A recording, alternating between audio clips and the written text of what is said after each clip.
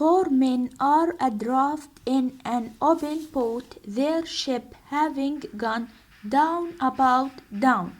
Now in the clear light of day, the men begin to perceive the full gravity of their situation. The captain is lying injured in the bow of the boat, and the January sea is tossing the men about, rising menacingly over the gunwales. The oiler and the correspondent are rowing, trying to reach Moscow Light Inlet, where the cook has said there is life-saving situation. As the day passes, the men grow silent. The captain encourages them. We'll get ashore all right, he says as they row seabirds. However, above them, floating in groups next to them, one even coming close enough to be waved off. The men swear at it, deeming the bird an omen. In time, the captain and the cook spy the lighthouse upon point at the throat of the horizon, and the crew rig a sail from the captain's overcoat. Soon the lighthouse appears larger, but the wind quickly dies, and the correspondent and the oiler are obliged to row harder. The land begins to loom, and the men can see the shore and hear the roar of the surf, expecting now to be seen and rescued. The men are at first puzzled, then angered that no one is on the beach. They not know that there is no life-saving situation here, and as the afternoon wears on, the men row steadily toward shore until their bodies itch. Suddenly they spot a man on the beach. In their excitement, they yell and wave a tool at time, and the man waves back. Another man appears riding a bicycle, and finally onto the beach drives on omnibus from one of the large resort hotels. The men in the boat wave and yell frantically, but the party on the beach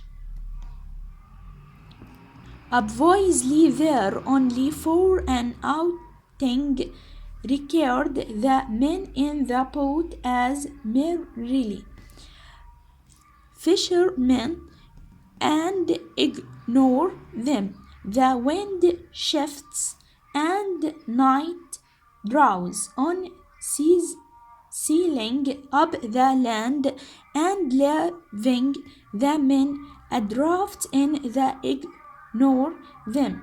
The wind shifts and night draws on, sealing up the land and leaving the men adrift in the starry darkness. During the night, the men sleep as best they can, and occasional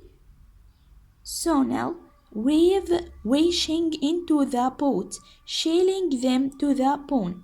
The oiler and the correspondent take turns rowing, though the oiler, the stronger of the two, plies the oars even as sleep overpowers him. As the correspondent takes his turn, he grows lonely.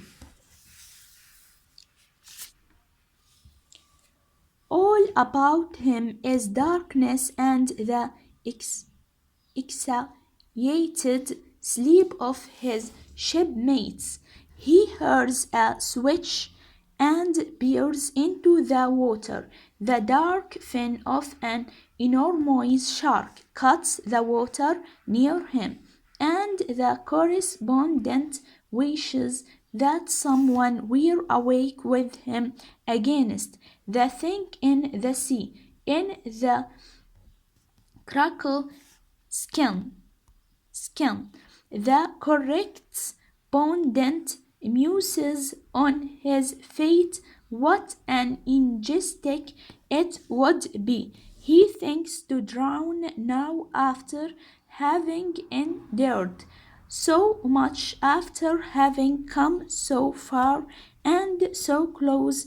He remembers a childhood verse about a soldier of the Legion dying in Algiers, and feels a kinship with him.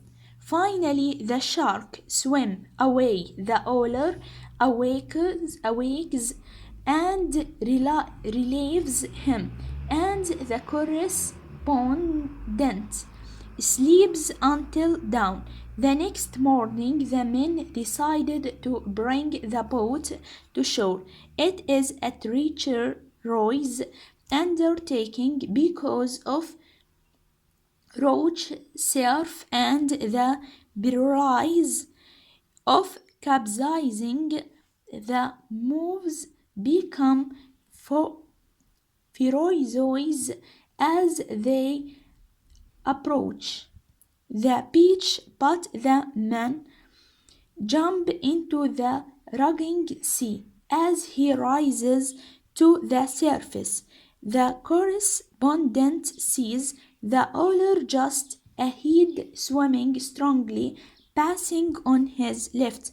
The captain and the cook are holding on to the capsized boat. As he makes his way to the boat, the correspondent sees a man on shore rushing into the sea to help them, battling to stay afloat. The correspondent feels an undertow dragging at him, but in an instant the man from the shore has reached him and pulls him in. Researchers now arrive with coffee and blankets.